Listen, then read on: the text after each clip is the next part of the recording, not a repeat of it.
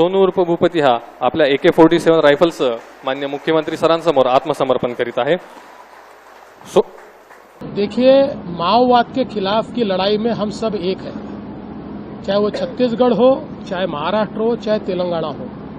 हम एक दूसरे के साथ कोऑर्डिनेशन में ही काम करते हैं। इससे पहले भी हमारी C-60 ने अबू जमाड़ के जंगलों में अंदर तक जाकर 50-50 किलोमीटर दूर तक जाकर कार्रवाइयां की है, क्योंकि इसमें जिस प्रकार से लीड मिलता है, जिसको लीड मिलता है वो जाकर कार्रवाई करता है। अगर इसमें इंफॉर्मेशन लीक हो गई तो ये कार्रवाई नहीं हो सकती। ये लोग, आपको पता है, जंगलों के राजा है, इनको जंगल पता है, ये जंगलों से बराबर भाग जाते हैं। अब चूंकि बहुत दिनों से हमारी जो पुलिस है वो भूपति के साथ संपर्क बनाए हुए थी, और विशेष रूप से तारक्का जो भूपति की पत्नी भी है और एक बहुत बड़ी केडर भी है, इन्होंने 1 जनवरी को महाराष्ट्र में आत्मसमर्पण किया। उनके साथ के लोगों ने आत्मसमर्पण किया।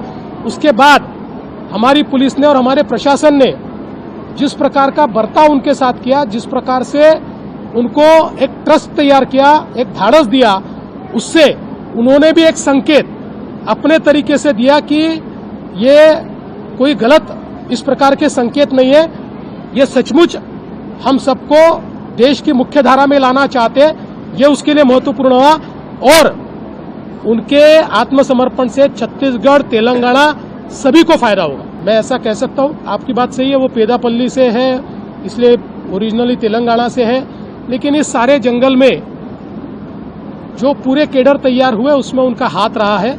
और जैसा मैंने ये कहा कि लगातार हमारे सरकार की नीति इस संदर्भ में बहुत ही कंसिस्टेंट रही है। सबने देखा किस प्रकार से हमने माओवादियों का आत्मसमर्पण किया, किस प्रकार से उनको घर और नौकरियां दी, किस प्रकार से जो जो कबूल किया था वो उनको दिया। हमने समर्पित माओवादियों की शादियां लगाई, हमने उनको लॉयड स्टील जैसी कंपनी में नौकरी दी। आज 50-50 हजार रुपए की तनख्वाह पर वो नौकरी कर पा रहे।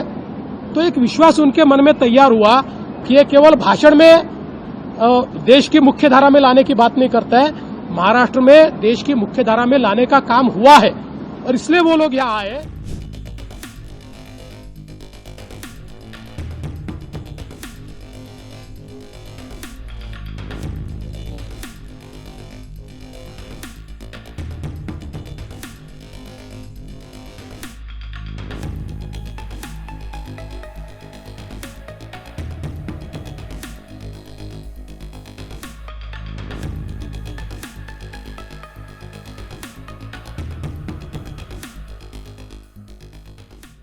हथियार डालने के लिए समझाइए, वो हथियार डाल दे, मेन स्ट्रीम में आए और बस्तर के विकास के अंदर सहभागी बने।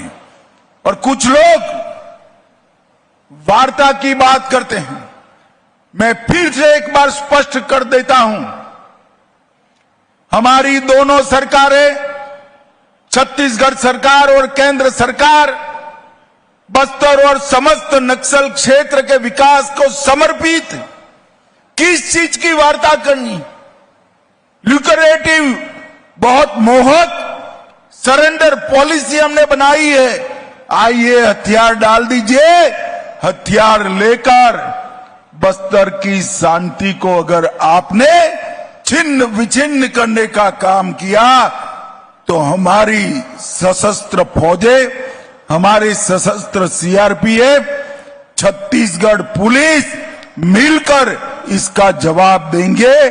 31/3/2026 ये तिथि तय है नक्सलवाद को इस देश की भूमि पर से विदाई देने के लिए।